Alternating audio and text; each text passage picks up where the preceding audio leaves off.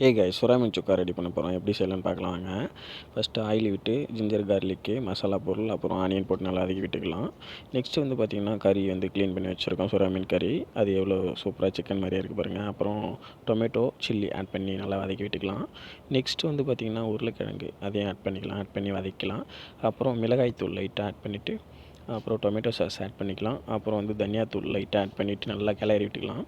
நல்லா ஃப்ரை பண்ணிவிட்டு ஒரு 10 மினிட்ஸ் அப்புறம் கரம் மசாலா லைட்டாக கொஞ்சம் ஆட் பண்ணிவிட்டு நல்லா நம்ம ஆல்ரெடி கட் பண்ணி வச்சுருக்கிற கறியை எடுத்து சுறா மீன் கறி ஆட் பண்ணிக்கலாம். ஆட் பண்ணி நல்லா ஃப்ரை பண்ணிக்கலாம்.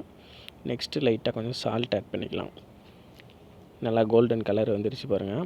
அவ்வளோதான். லைட்டாக கொஞ்சம் தண்ணி ஆட் பண்ணிவிட்டு ஒரு 5 மினிட்ஸ் நல்லா கொதிக்க விட்டோடனே அப்புறம் மல்லி இலை ஆட் பண்ணிவிட்டு அவ்வளோதான், சர்வ் பண்ண வேண்டியது தான். ட்ரை பண்ணி பாருங்கள். லைக் பண்ணுங்கள், சப்ஸ்கிரைப் பண்ணுங்கள்.